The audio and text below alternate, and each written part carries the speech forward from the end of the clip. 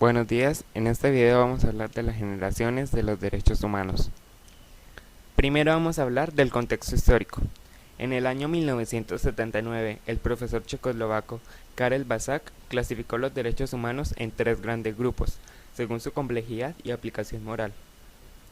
Para esto también se basó en el famoso dicho de la Revolución Francesa: libertad, igualdad y fraternidad, ya que para él, cada palabra de este dicho representaba uno de los grupos que componen los derechos humanos.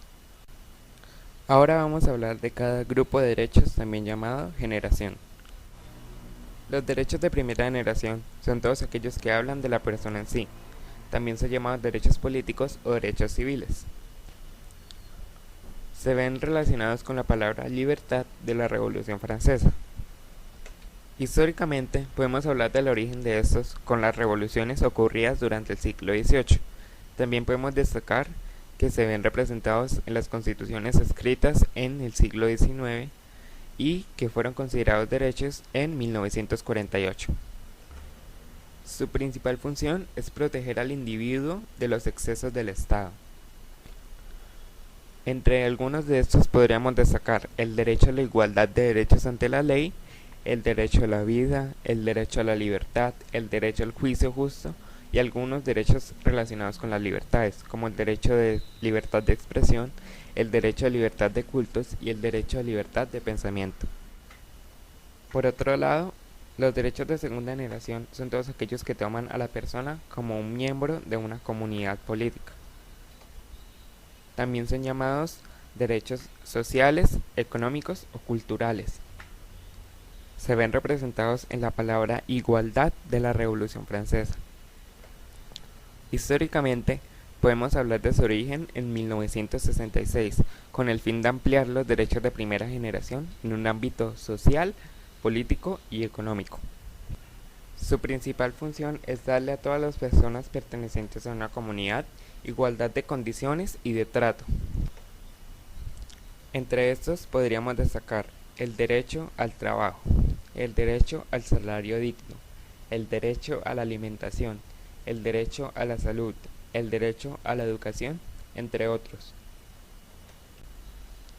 Y los derechos de tercera generación son todos aquellos que hablan de un bien colectivo a nivel universal. También son llamados derechos de solidaridad.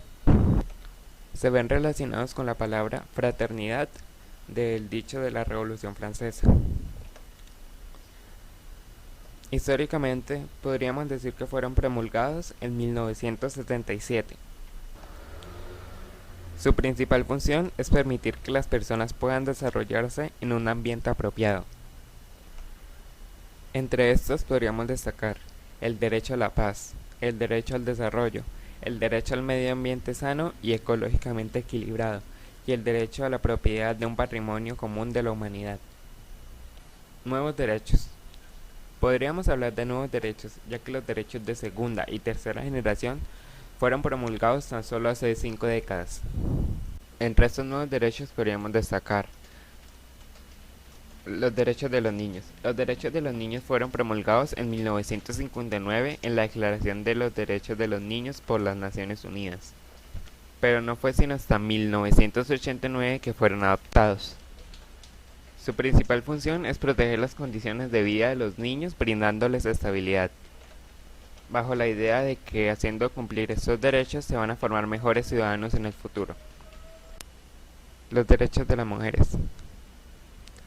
La discriminación hacia las mujeres ha sido una de las violaciones de derechos más arbitrarias de toda la historia de la humanidad, ya que teniendo en cuenta que ellas representan la mitad de la población mundial, estas siempre han sido sometidas a la decisión de ciertos grupos de personas, en su mayoría de hombres.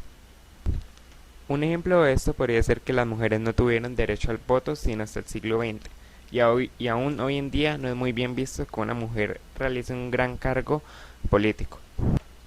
O, tomando el caso colombiano, no fue hasta 1936 que la primera mujer pudo ingresar a una universidad. Los derechos